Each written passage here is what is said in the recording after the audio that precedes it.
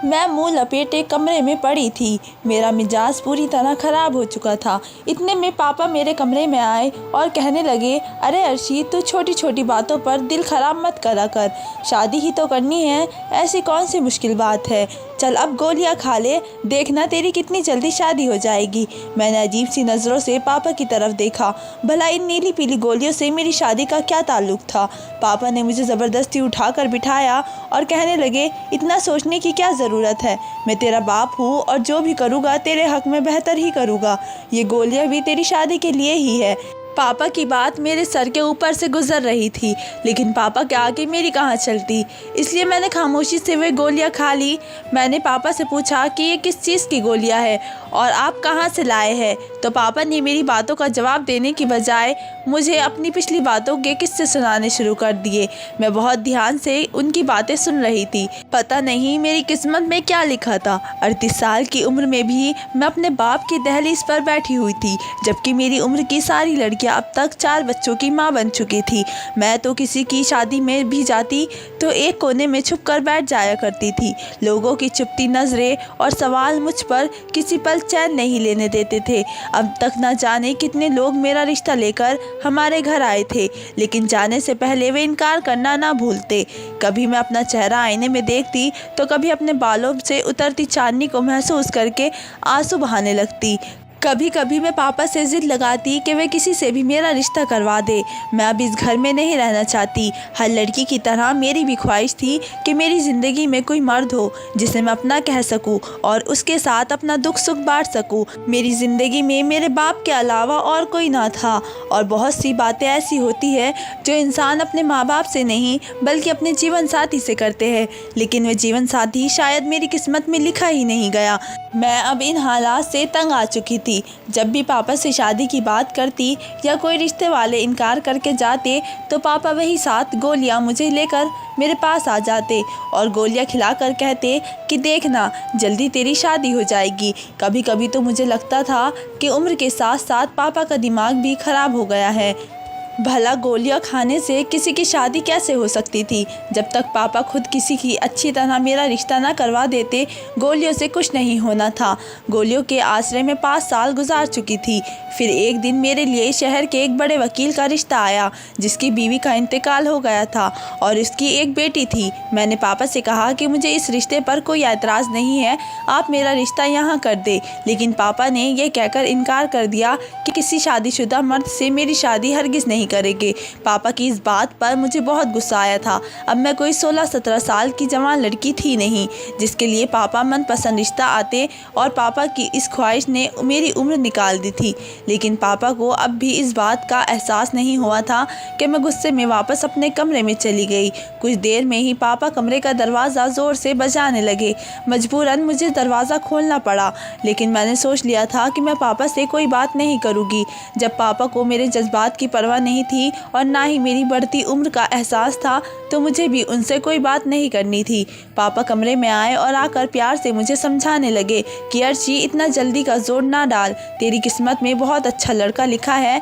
मैंने गुस्से में पापा से कहा कि वह अच्छा लड़का कब आएगा, जब मैं बूढ़ी हो जाऊंगी तब, क्योंकि आधी उम्र तो गुजर चुकी है। पापा ने वही 7 गोलियां और दूध के गिलास मेरे आगे रख दिया और कहने लगे, उसे पी लो, फिर देखना कैसा अच्छा लड़का मिलेगा। मैंने पापा से साफ साफ कहा कि अब मुझे ये गोलियां नहीं खानी है। इतने सालों से जब भी मैंने शादी का नाम लिया है, आपने ये गोलियां खिलाकर मुझे खामोश कर दिया है, लेकिन इन गोलियों से कुछ नहीं होने वाला। पापा कहने लगे, ये जादू की गोलियां है, ये तेरी किस्मत बदल देगी। मैंने गुस्से में पापा को देखा था, जो पता नहीं किस ज़माने में जी रहे थे। अब तक तो उन गोलियों से ना ही मेरी किस्मत बदली थी और ना ही मेरी शादी हुई थी। ऐसा नहीं था कि मेरे रिश्ते नहीं आते थे, लेकिन ना जाने क्यों रिश्ते वाले हमेशा इनकार ही करके चले जाते थे, या फिर उनके इनकार से पहले पापा खुद मना कर देते थे। ये तो शुरू में पापा ने जब मुझे ये गोलियाँ खिलानी शुरू की थी तो मैं बहुत हैरान थी, लेकिन फिर पापा ने मुझे बताया था कि गोलियों से मेरी खूबसूरती का इजाफा होगा और हालात ने जो मेरे चेहरे को तबाह कर दिया था उस पर दोबारा रौनक आ जाएगी।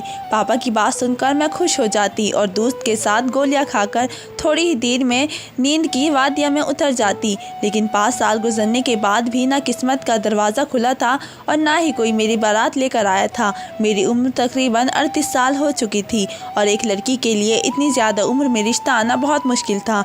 इसलिए मेरी उम्मीद ने दम तोड़ दिया था। मैं हर वक्त किसी न किसी कोने में छुप कर आंसू बहाने लगी थी।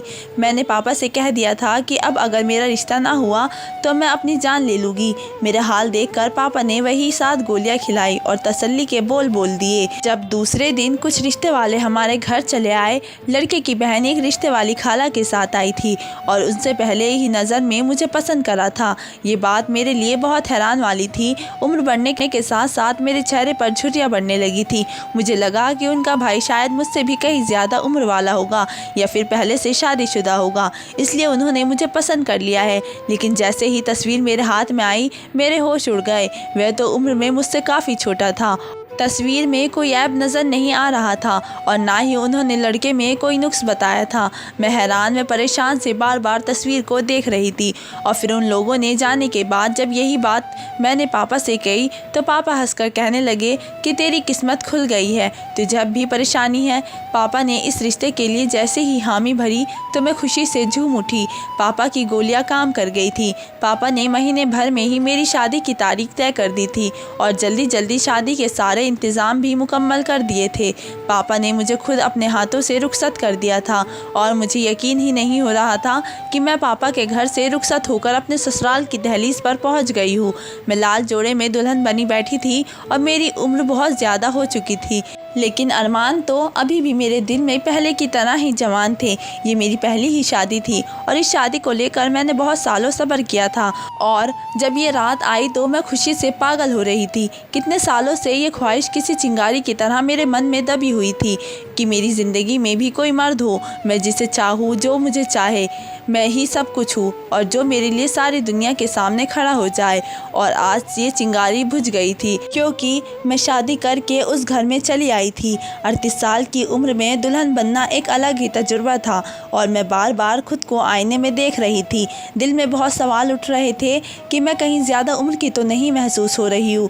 कहीं ऐसा ना हो कि शादी की पहली रात ही मैं अपने पति के दिल में जगह ना बना पाऊँ, वे मुझे बूढ़ी ना समझ बैठे। मैंने शादी से पहले अपने बाल भी रंग करवा लिए थे। जैसे ही मुझे दरवाजे पर आहट का एहसास हुआ तो मैं फ़ौरन घूंघट डालकर बिस्तर पर बैठ गई और खुद को तसल्ली देने लगी, ऐसा कुछ नहीं होगा। कम उम्र लड़कियों की तरह मुझे शर्माना तो नहीं आता था, लेकिन मैं नज़र झुकाकर बैठ गई थी।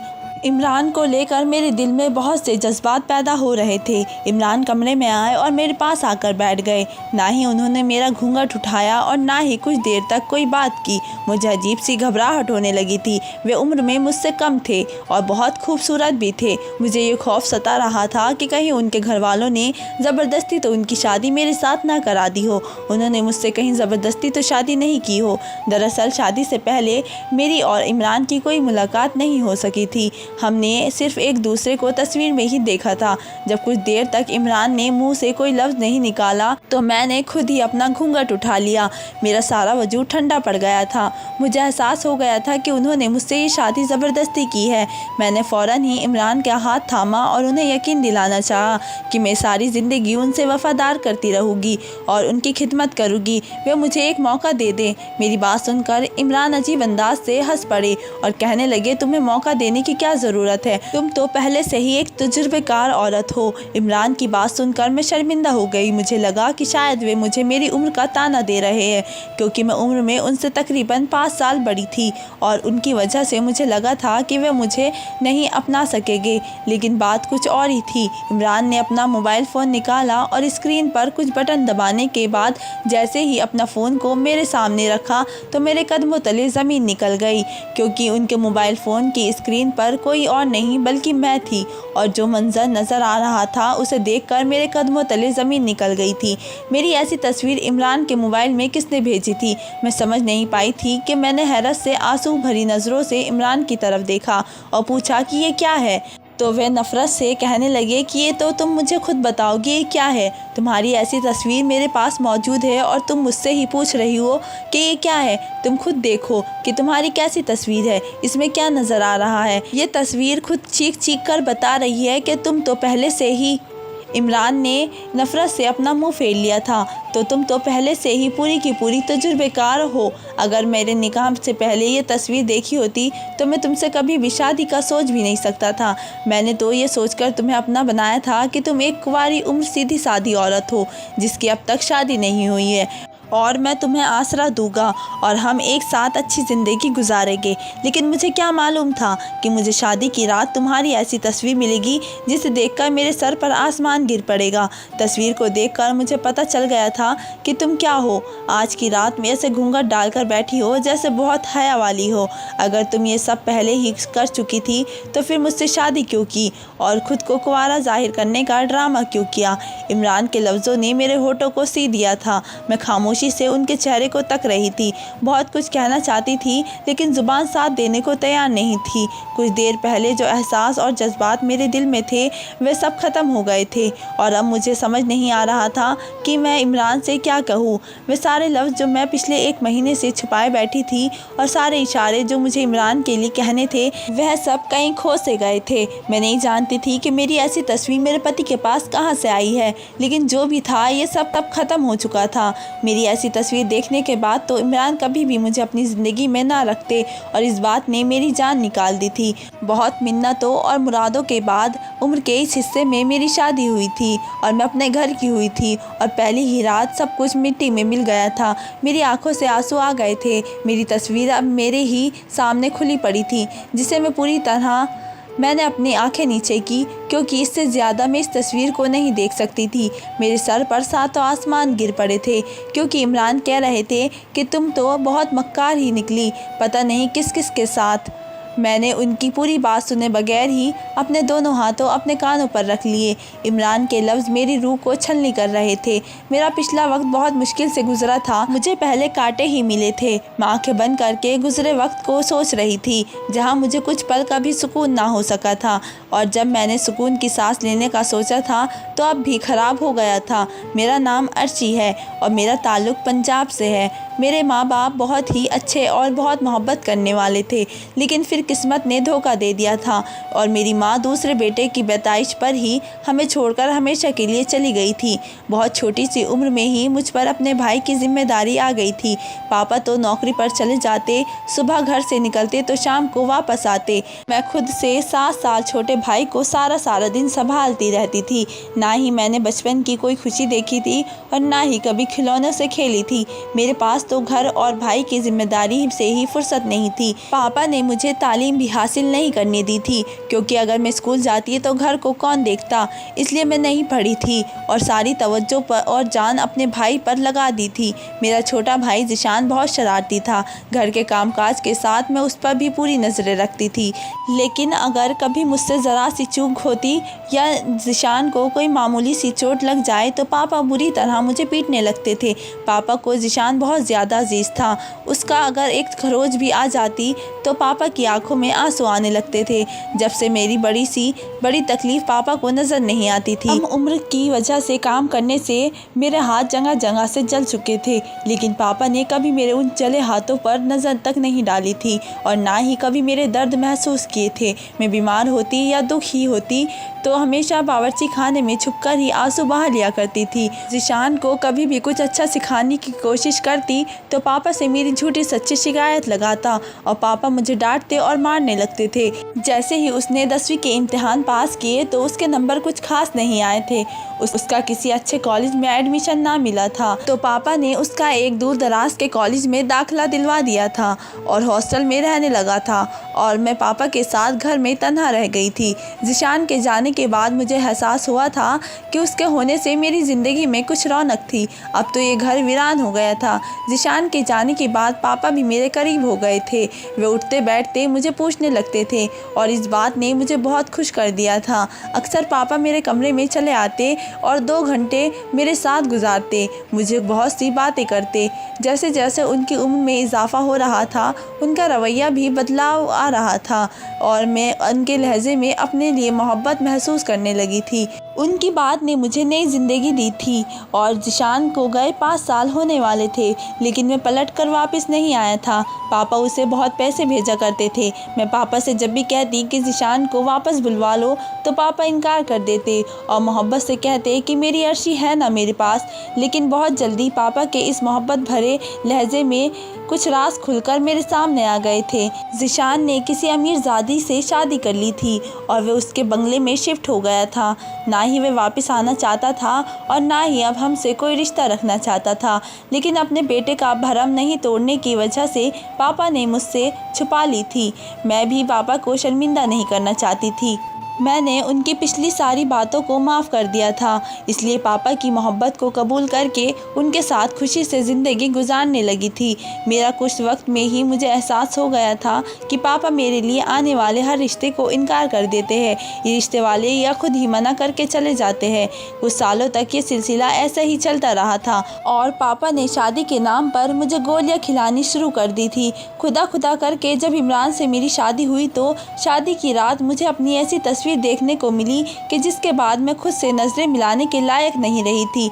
मैंने लड़खड़ाते लहजे में इमरान को बताना चाहा कि ये तस्वीर मेरी नहीं है और ना ही मुझे इसके बारे में कुछ पता है, मगर मेरी बात सुनकर इमरान मुझे कहने लगे और नफ़रत से देखने लगे कि तुम बड़ी ढीठ हो, झूठ पर झूठ बोले रही हो। गौर से देखो, क्या ये तुम्हारा ही कमरा है और तुम्हारा ही बिस्तर है? तो मैंने गौर से देखा तो वाकई वे मेरा ही कमरा था।